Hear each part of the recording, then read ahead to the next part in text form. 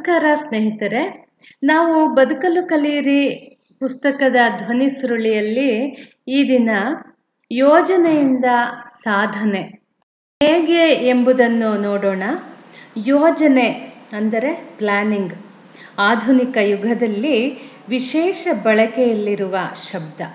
ಕನ್ನಡ ನಾಡಿನಲ್ಲಿ ಮೊದಲಿಗೆ ಬಹುವಿಧ ಯೋಜನೆಗಳನ್ನು ಕಾರ್ಯರೂಪಕ್ಕೆ ತಂದು ಸಮೃದ್ಧಿಯತ್ತ ಪಥ ಪ್ರದರ್ಶನ ಮಾಡಿದವರು ಸರ್ ಎಂ ವಿಶ್ವೇಶ್ವರಯ್ಯನವರು.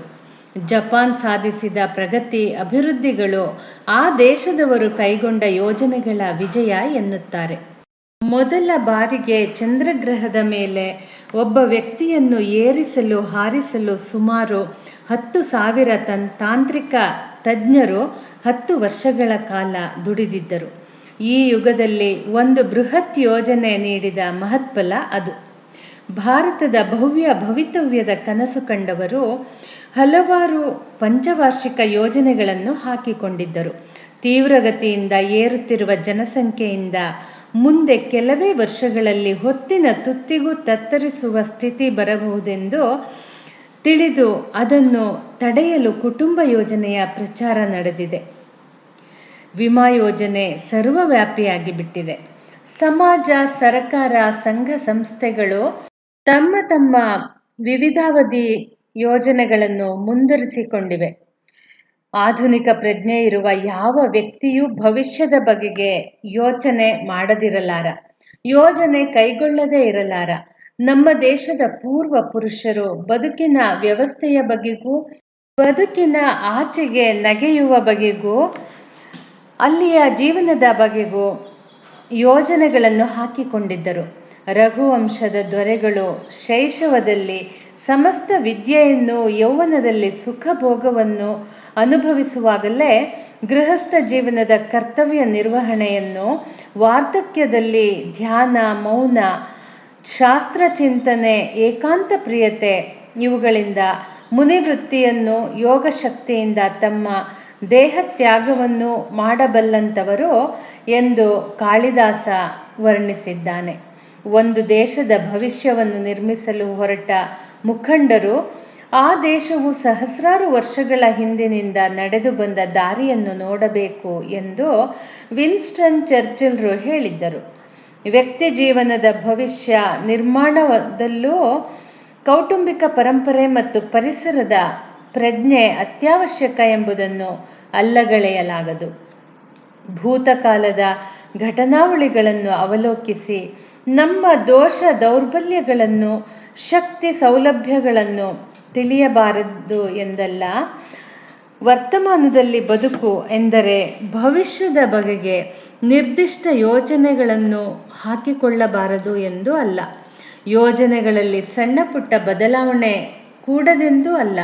ಆದರೆ ಹಾಕಿಕೊಂಡ ಯೋಜನೆಗಳಲ್ಲಿ ಯಶಸ್ಸು ಪಡೆಯಬೇಕಾದರೆ ವರ್ತಮಾನದ ಪೂರ್ಣ ಸದುಪಯೋಗ ಆಗಬೇಕು. ಪ್ರಯತ್ನದ ಪರಾಕಾಷ್ಠೆಯನ್ನೇ ಏರಬೇಕು ಎಂಬುದು ಓಸ್ಲರ್ ಅವರು ಹೇಳಿದ ಮಾತಿನ ಮಥಿತಾರ್ಥ. ಒಮ್ಮೆ ಒಬ್ಬ ಮನೋವಿಜ್ಞಾನಿ ಸುಮಾರು 3,000 ಜನರನ್ನು ಕಂಡು, ನಿಮ್ಮ ಬದುಕಿನ ಆಧಾರವೇನು ಎಂದು, ಏನು ಮಾಡಿಕೊಂಡಿದ್ದೀರಿ ಎಂದು ಪ್ರಶ್ನಿಸಿದ. ಅವರು ನೀಡಿದ ವಿವಿಧ ತರವಾದ ಉತ್ತರಗಳನ್ನು ಕೇಳಿ ಚಕಿತನೂ ಆದ. 100ರಲ್ಲಿ 94 ಮಂದಿ ತಮ್ಮ ಬದುಕಿನ ಭವ್ಯ ಭವಿಷ್ಯವನ್ನು ಕಾಯುತ್ತಾ ವರ್ತಮಾನವನ್ನು ನಿರ್ದಿಷ್ಟ ಉದ್ದೇಶ ಹಾಗೂ ನಿಯಮಿತ ಕಾರ್ಯಗಳಲ್ಲದೆ ಕಳೆಯುತ್ತಿದ್ದರು. ಮುಂದೆ ಒಳ್ಳೆಯ ದಿನಗಳು ಬರಬಹುದೆಂದು ಕೆಲವರು, ಮಕ್ಕಳು ದೊಡ್ಡವರಾಗಿ ಎಲ್ಲಾದರೂ ಹೋಗಿ 4 ಕಾಸು ದುಡಿದು ತಂದಾರು ನೋಡೋಣ ಎಂದು ಕೆಲವರು, ಬರುವ ವರ್ಷ ಗ್ರಹಗತಿ ಒಳ್ಳೆಯದಿದೆ, ಅಲ್ಲಿಯವರೆಗೂ ಏನೂ ಮಾಡುವಂತಿಲ್ಲ ಎಂದು ಕೆಲವರು, ಆ ಸ್ಥಾನದಲ್ಲಿ ಇದ್ದಾನಲ್ಲ ಅವನ ತಲೆ ಉರುಳಿದರೆ ನಮ್ಮ ಉನ್ನತಿಯಾಗುವುದು ಎಂದು ಅವನ ಸಾವನ್ನು ಹಾರೈಸುತ್ತಾ ಕೆಲವರು, ನಾಳೆ, ಬರುವ ತಿಂಗಳು, ಮುಂದಿನ ವರ್ಷ ನೋಡೋಣ ಎಂದು ಕೆಲವರು ಕಾಲಕ್ಷೇಪ ಮಾಡುತ್ತಿದ್ದರು. ಸಮುದ್ರದಲ್ಲಿ ಅಲೆಗಳು ನಿಂತ ಮೇಲೆ ಸ್ನಾನ ಮಾಡೋಣವೆಂದು ಕಾಯುವಂತಹ ಮಹನೀಯರು ಇದ್ದರು. ನೀವು ಬದುಕಿನಲ್ಲಿ ಯಶಸ್ವಿಯಾಗಲೇಬೇಕು, ಆದರೆ ಕೈಯಲ್ಲಿರುವ ಹಣ್ಣನ್ನು ದೂರಕ್ಕೆಸೆದು ಮರದ ಮೇಲಿನ ಹಣ್ಣಿಗಾಗಿ ಹಾತೊರೆಯುವ ಭ್ರಾಂತರಾಗುವಿರೇನು? ನಿಂತ ಸ್ಥಾನದಿಂದ ಮೇಲಕ್ಕೇರಲು ಈಗಿಂದೀಗಲೇ ಯತ್ನಿಸದೆ ಎಂದೂ ಒಂದು ದಿನ ಎಲ್ಲವೂ ಥಟ್ಟನೆ ಒಳ್ಳೆಯದಾಗಿ ಬಿಡುತ್ತದೆ ಎಂಬ ತಿರುಕನ ಕನಸಿನ ನಂಬಿಕೆಯನ್ನೇ ನೀವು ಆಶ್ರಯಿಸಬಾರದು. ಕೆಲವರ ವರ್ತಮಾನದ ತುಂಬ ಭೂತ ಭವಿಷ್ಯಗಳ ಸುದ್ದಿಯೇ. ನೀವು ಎಲ್ಲಿದ್ದೀರಿ? ನಿಮ್ಮ ವರ್ತಮಾನದ ವಾರ್ತೆ ಏನು, ಎಂಥದು ಎಂಬುದನ್ನು ಅವಲೋಕಿಸಿ. ವರ್ತಮಾನದಲ್ಲಿ ಕಾರ್ಯನಿರತನಾದರೆ ಮಾತ್ರ ಸಾಮಾನ್ಯನು ಸಮರ್ಥನಾಗಬಲ್ಲ. ಹಾಗೆ ಇನ್ನೊಂದು ವಿಷಯವನ್ನು ನೋಡೋಣ. ಕ್ರೂರಿ ಅಕ್ರೂರನಾದ ದುಷ್ಟರ ಸಹವಾಸದಲ್ಲಿ ಸಿಲುಕಿ ಕೊಲೆ, ದರೋಡೆ, ಕ್ರೌರ್ಯ, ಹಿಂಸೆಗಳಲ್ಲಿ ಪರಿಣತಿಯನ್ನು ಪಡೆದು ಕುಖ್ಯಾತರಾದ ಬಾಲ ಅಪರಾಧಿಗಳನ್ನು ಸುಧಾರಣೆ ಮಾಡಲು ಪಣತೊಟ್ಟ ಅಮೆರಿಕದ ಫಾದರ್ ಫ್ಲೆನಾಗನ್ ಕೆಥೋಲಿಕ್ ಸಂಪ್ರದಾಯದಲ್ಲಿ ತರಬೇತಿ ಪಡೆದು ಬಂದ ಒಬ್ಬ ಪಾದ್ರಿ.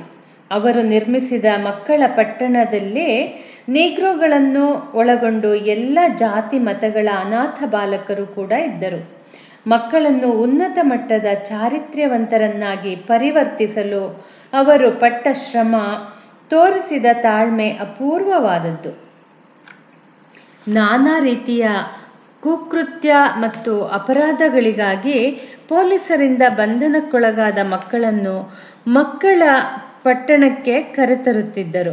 ಅವರಲ್ಲಿ ಹೆಪ್ಪುಗಟ್ಟಿದ ದುಷ್ಟತನವನ್ನು ಲೆಕ್ಕಿಸದೆ ಪ್ರತಿಯೊಬ್ಬ ಬಾಲಕನೂ ಸ್ವಭಾವತಃ ಒಳ್ಳೆಯವನು ಎಂಬ ವಿಶ್ವಾಸವನ್ನಿಟ್ಟು ಪ್ರೀತಿಯ ಮಳೆಗರೆದು ಅವರು ಕೊಟ್ಟ ಅಪಾರ ಕಿರುಕುಳವನ್ನು, ತೊಂದರೆಗಳನ್ನು ಸಹಿಸಿ ಅವರ ಒಳಿತಿಗಾಗಿ ಹೃತ್ಪೂರ್ವಕ ಪ್ರಾರ್ಥನೆ ಸಲ್ಲಿಸಿ ದುಡಿದು ಮಕ್ಕಳ ಬದುಕನ್ನು ಬೆಳಗುವುದರಲ್ಲಿ ಯಶಸ್ವಿಗಳಾದ ಸರ್ವ ಜನಾಧರಣೀಯರಾದ ಫ್ಲೆನಾಗನ್ ಪ್ರೀತಿ, ತಾಳ್ಮೆ ಮತ್ತು ಸೇವೆಗಳ ಜ್ವಲಂತ ಮೂರ್ತಿ.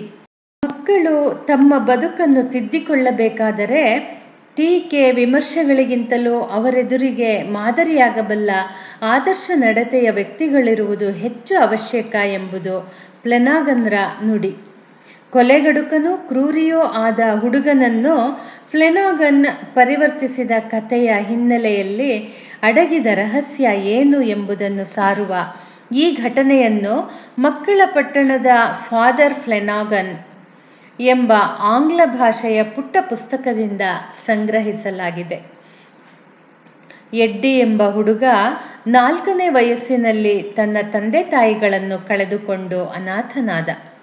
8ನೇ ವಯಸ್ಸಿಗೆ ಆತ ತುಂಟರ ತಂಡದ ಮುಖ್ಯಸ್ಥನಾಗುವ ಸಾಮರ್ಥ್ಯ, ದಕ್ಷತೆಗಳನ್ನು ಪಡೆದಿದ್ದ. ಆಶ್ಚರ್ಯದ ಸಂಗತಿಯೆಂದರೆ ಅವನ ತಂಡದಲ್ಲಿದ್ದ ತುಂಟರಲ್ಲಿ ಹೆಚ್ಚಿನವರು ಆತನಿಗಿಂತ ವಯಸ್ಸಿನಲ್ಲಿ ಹಿರಿಯರು. ಹದಿಹರೆಯದ ಮಕ್ಕಳು ಅವನನ್ನು ಗುರುವಾಗಿ ಸ್ವೀಕರಿಸಿದ್ದರು. ಎಡ್ಡಿ ಕೊಲೆಗಳನ್ನು ನಡೆಸಿದ್ದ. ತನ್ನ ಪಂಥ ಪರಾಕ್ರಮ ಮೆರೆಸಲು ಏಕಾಂಗಿಯಾಗಿ ಬ್ಯಾಂಕ್ ಒಂದನ್ನು ನುಗ್ಗಿ ಸಾವಿರಾರು $1,000 ಕದ್ದಿದ್ದ. ಒಂದು ಪಿಸ್ತೂಲನ್ನು ಸಂಪಾದಿಸಿ ಎಷ್ಟೋ ತಿಂಡಿ ಅಂಗಡಿಗಳನ್ನು ಲೂಟಿ ಮಾಡಿದ್ದ. ಆದರೆ ಒಮ್ಮೆ ಆತ ಒಬ್ಬ ಮುದುಕಿಯನ್ನು ಕೊಲ್ಲಲು ಪಿಸ್ತೂಲು ಸಜ್ಜುಗೊಳಿಸುತ್ತಿರುವಷ್ಟರಲ್ಲಿ ಪೊಲೀಸರಿಂದ ಬಂಧಿತನಾದ. ಮಕ್ಕಳ ಪಟ್ಟಣಕ್ಕೆ ಬಂದಾಗ ಆತನಿಗೆ ಪೊಲೀಸರ ಭೀತಿ ಇರಲಿಲ್ಲ. ಮನ ಬಂದಂತೆ ವರ್ತಿಸತೊಡಗಿದ. ತನ್ನ ದರ್ಪವನ್ನು ಮೆರೆಸಿದ. ಆತ ಸಿಕ್ಕಿದ ವಸ್ತುಗಳನ್ನು ಚೆಲ್ಲಾಪಿಲ್ಲಿಯಾಗಿ ಎಸೆಯುತ್ತಿದ್ದ. ಕೊಳಕು ಮಾತುಗಳಿಂದ ಕ್ಲಾಸಿನಲ್ಲಿದ್ದ ಇತರ ಹುಡುಗರನ್ನು ಬೈಯುತ್ತಿದ್ದ. ಎಲ್ಲರ ಗೌರವವನ್ನು ಪಡೆದಿದ್ದ ಫ್ಲೆನಾಗನ್ ಅವರನ್ನು ಅವಾಚ್ಯ ಶಬ್ದಗಳಿಂದ ನಿಂದಿಸುತ್ತಿದ್ದ. ಆಟಗಳಾಗಲಿ, ಬ್ಯಾಂಡ್ ಬಾರಿಸುವುದಾಗಲಿ, ಹೊಲದಲ್ಲಿ ದುಡಿಯುವುದಾಗಲಿ ತನಗೆ ಬೇಸರ ಎನ್ನುತ್ತಾ ಎಲ್ಲವನ್ನು ತಿರಸ್ಕರಿಸುತ್ತಿದ್ದ. ಆತ ಪ್ರಾರ್ಥನೆಯ ಸಮಯದಲ್ಲಿ ಬೆಕ್ಕು ಕೂಗಿದಂತೆ ಸದ್ದು ಮಾಡುತ್ತಿದ್ದ. ಒಬ್ಬ ವಿದ್ಯಾರ್ಥಿ ಗಂಟೆಗಟ್ಟಲೆ ಕುಳಿತು ಮಾಡಿದ ಯಾವುದೋ ಒಂದು ಕೈಗೆಲಸವನ್ನು ಕ್ಷಣಾರ್ಧದಲ್ಲಿ ಹಾಳು ಮಾಡುತ್ತಿದ್ದ. ಬಂದ 6 ತಿಂಗಳಲ್ಲಿ ಯಾರೂ ಆತನ ಮುಖದಲ್ಲಿ ಒಂದು ನಗುವನ್ನಾಗಲಿ, ಕಣ್ಣೀರ ಹನಿಯನ್ನಾಗಲಿ ಕಂಡವರಿಲ್ಲ. ಕಾಲಿನಿಂದ ತಲೆಯ ತನಕ ದ್ವೇಷ ತುಂಬಿಕೊಂಡ ಜೀವ ಎಂದೇ ಎಲ್ಲ ಜನರು ಹೇಳುತ್ತಿದ್ದರು. ಮಕ್ಕಳನ್ನು ನೋಡಿಕೊಳ್ಳುವ ಅಧ್ಯಾಪಕರಿಗೆ ಸಾಕು ಬೇಕಾಯಿತು. ಅವರು ಫ್ಲೆನಾಗನ್ ಅವರಿಗೆ ಪತ್ರ ಬರೆದರು. ಪ್ರಿಯ ಫಾದರ್ ಫ್ಲೆನಾಗನ್, ನೀವು ಕೆಟ್ಟ ಹುಡುಗನೆಂಬುವನು ಈ ಜಗತ್ತಿನಲ್ಲಿ ಇಲ್ಲ ಎಂದು ಹೇಳುವುದನ್ನು ಕೇಳಿದ್ದೇನೆ. ಈ ಹುಡುಗನನ್ನು ಏನೆಂದು ಕರೆಯುವಿರಿ? ದಯವಿಟ್ಟು ತಿಳಿಸಬಲ್ಲಿರಾ ಎಂದು. ಒಂದು ರಾತ್ರಿ ಎಡ್ಡಿ ನಿದ್ದೆಯಲ್ಲಿ ನರಳಾಡುತ್ತಿದ್ದ. ಫ್ಲೆನಾಗನ್ ಅವನ ಮುಖವನ್ನು ನೋಡಿಯೇ ಆತನಿಗೆ ವಿಪರೀತ ಜ್ವರ ಬಂದಿದೆ ಎಂಬುದನ್ನು ತಿಳಿದುಕೊಂಡರು.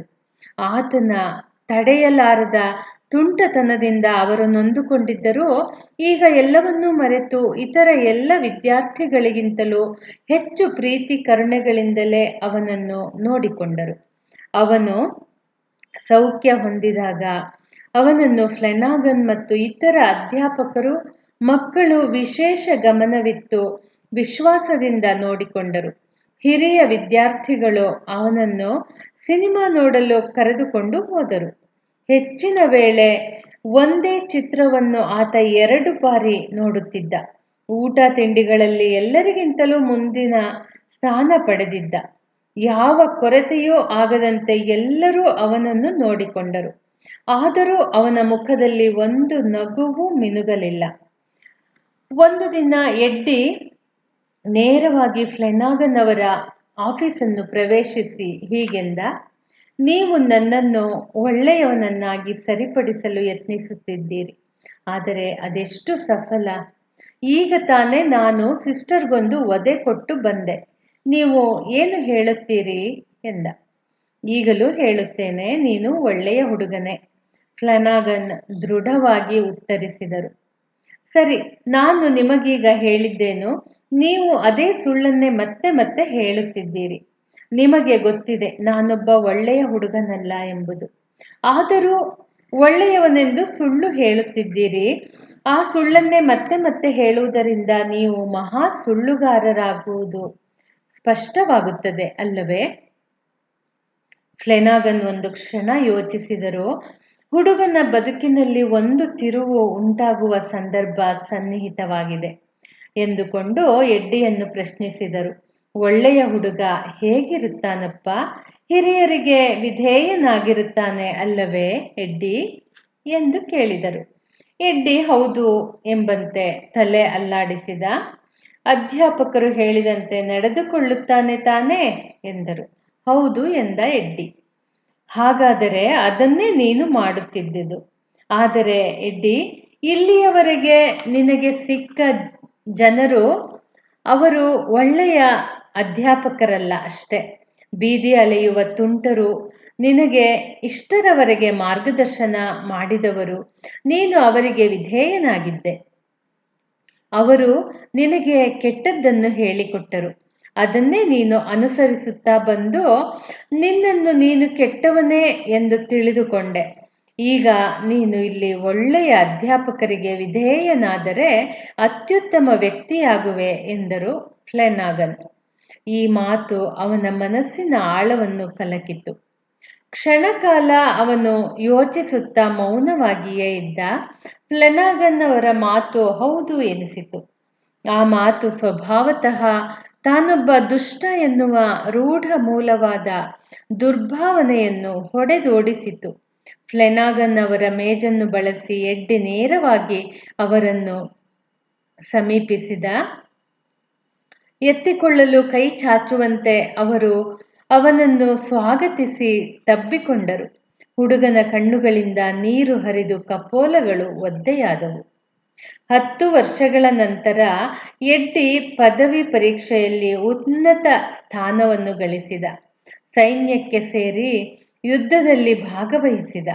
ಹಲವಾರು ಫಲಕ ಪ್ರಶಸ್ತಿಗಳನ್ನು ಪಡೆದ. ತನ್ನ ಪರಿಚಿತ ವ್ಯಕ್ತಿಗಳ, ಗೆಳೆಯರ, ಸಹೋದ್ಯೋಗಿಗಳ ವಿಶ್ವಾಸ ಪ್ರೀತಿಗಳನ್ನು ಗಳಿಸಿದ. ನಂಬಿಕೆಗೆ ಅರ್ಹನಾದ ಶೀಲವಂತ ವ್ಯಕ್ತಿ ಎನಿಸಿಕೊಂಡ.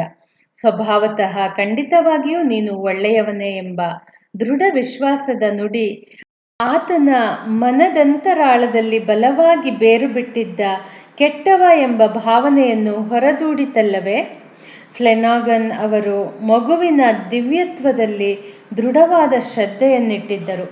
ಅಡ್ಡದಾರಿಯನ್ನು ಹಿಡಿದ ಸಂಶಯಗ್ರಸ್ತನಾದ ಹುಡುಗನು ಕ್ರಮೇಣ ಹೇಗೆ ತನ್ನ ಒಳ್ಳೆಯತನದಲ್ಲಿ ವಿಶ್ವಾಸವಿಟ್ಟು ಮೇಲಕ್ಕೇರಿದ ಎಂಬುದನ್ನು ನೋಡಿ. ಜೊತೆಗೆ ಫ್ಲೆನಾಗನ್ ಅವರ ದೃಢ ವಿಶ್ವಾಸ ಮತ್ತು ತಾಳ್ಮೆಯಿಂದ ಕೂಡಿದ ಪ್ರಯತ್ನಗಳು ಮರೆಯತಕ್ಕ ಸಂಗತಿಗಳಲ್ಲ. ಸ್ನೇಹಿತರೆ, ಮುಂದಿನ ಸಂಚಿಕೆಯಲ್ಲಿ ಬೆಳಕನ್ನು ತನ್ನಿ ಎಂಬ ಕುರಿತು ನೋಡೋಣ. ಧನ್ಯವಾದಗಳು.